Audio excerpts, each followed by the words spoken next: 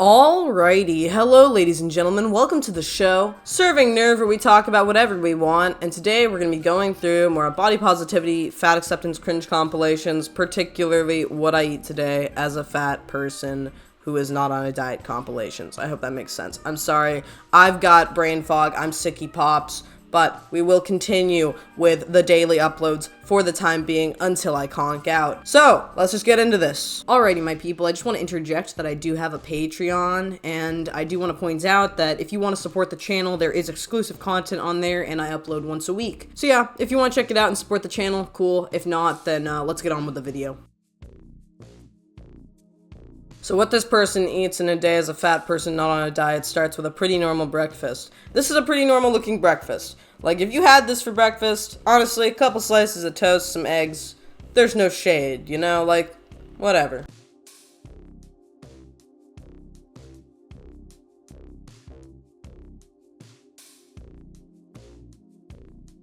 So I do kind of want to go through some of the dietary elements to this, you know, for the time being. I haven't been doing that for when I see these, like, what I eat in a day videos, but I know a little bit about nutrition. I'm not a medical professional by any stretch of the imagination. The only thing I've done is studied, like, diet and nutrition on the internet and whatever when I was, like, a teenager and a little bit into adulthood and whatever. But I'm not a medical professional. I'm just gonna do this because I think it's fun, and yeah. So going into orange juice. Some people really like orange juice.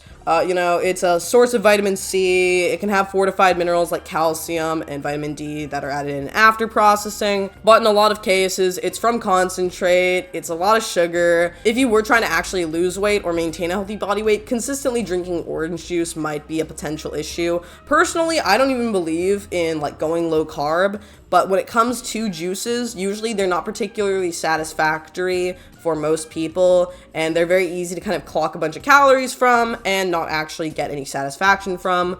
But if you are into a lot of cardio or intensive sport, they also can be good for kind of like replenishing electrolytes and stuff. So it just depends on your personal goals, but obviously these people don't really care because they aren't trying to lose any weight or maintain any semblance of a healthy body weight from the looks of it.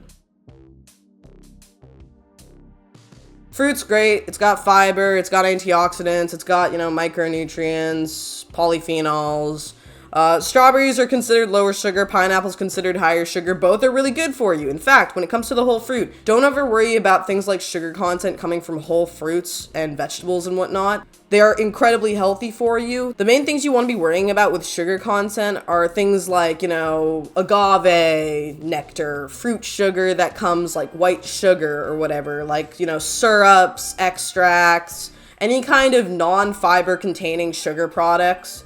And also any kind of fruit juices or other juices or maybe fruit flavored drinks. That's where the concern with sugar comes in. It's not the whole fruit. I don't know how the internet started complaining that fruit was bad for you or that it's got too much sugar. That's been like a big myth going around for years and years and years. And I think it's stupid. And I think that it's one of the healthiest things you can possibly eat. It's probably fruit. Coffee with almond creamer. Coffee is kind of interesting, kind of breaking down coffee a little bit. From what I remember about coffee, it can inhibit iron absorption. So usually when you are actually worried about having a proper iron intake, you want to make sure you're drinking your coffee on an empty stomach or before meals or after meals, not with a meal. I just want to mention that in case any of you guys have issues with iron, coffee sometimes can inhibit that absorption, but coffee also does contain things like, you know, caffeine. If you are caffeine sensitive, I would say maybe steer clear of it, but it also can contain things like potassium, it's got antioxidants, it's literally roasted bean water, so in some cases, maybe some people don't consider coffee a healthy food, but I personally think it's pretty good, especially if you can drink it black. Obviously, when we get to the Starbucks Frappa Grappa whatevers with a million shots of syrup and caramel and whipped cream, that's when we start getting into dessert territory. But yeah, with almond creamer, a lot of the almond creamers I've seen have things like oils and stuff added to them. You can get things like Malk, M-A-L-K, the brand, and I know that they have a creamer. It's kind of mid, it curdles easily, I've tried it out, but it is a healthier creamer. And same thing with like their milk and stuff like that. You can get healthier almond milks and, you know, healthier milks, but a lot of the time the plant-based milks, Some of them are pretty, you know, not good. They've got like a lot of, you know, carrageenan and sometimes like oils, stuff that's mixed into them that you might not want to be taking in, depending on your dietary preferences and, you know, how clean, quote unquote clean, you want your diet to be. I'd still say it's better than regular dairy though, because regular dairy has, you know, cholesterol, saturated fat. Also, that can inhibit iron absorption in some cases, which is interesting. I'd recommend you look into dairy and iron absorption because it can impair certain forms of iron absorption. Just want to mention that. Spinach and chicken pasta, it's carbs, it's whatever, it's spinach, it's a vegetable, it's healthy. Some people will complain about, like, I don't know, oxalates or whatever in spinach. I think it's kind of negligible. You can look into it. I recommend actually just looking into whatever I'm kind of spewing off in this video. But chicken, some people say it's good, some people say it's bad. I don't know, man. It's probably depending on what else you eat the chicken with. Fried chicken bad, chicken breast probably good, you know? Roasted chicken sub from Subway. So Subway is crap, it tastes like garbage, and their bread is barely bread.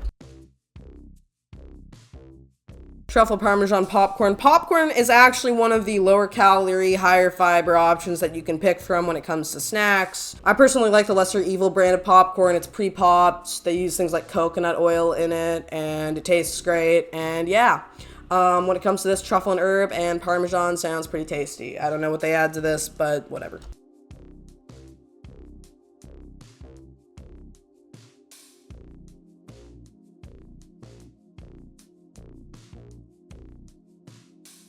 So water and birth control. I know some people say that birth control can contribute to weight gain due to hormonal fluctuations.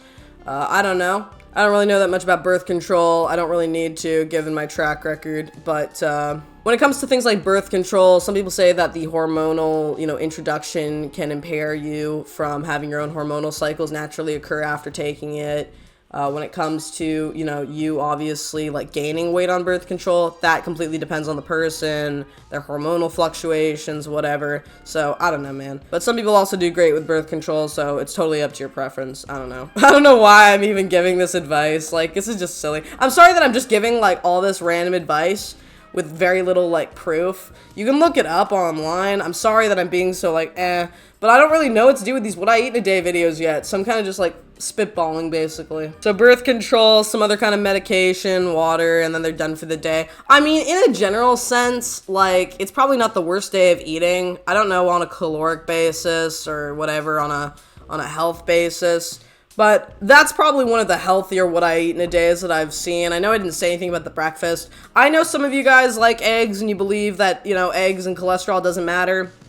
Personally, I do think there's a cholesterol recommendation and limit for the public. I think it's topped out at about 200 milligrams or something like that. I could be wrong. 200 to 300, I guess, depending on how many risk factors you have. Personally, like, given how much cholesterol's in eggs, you can get away with having a couple eggs and there's not really much of an issue. And the toast is whatever. It looked like whole grain toast. So it's like, again, like, I don't know, man. You can argue that bread's not healthy. You can argue that eggs aren't healthy.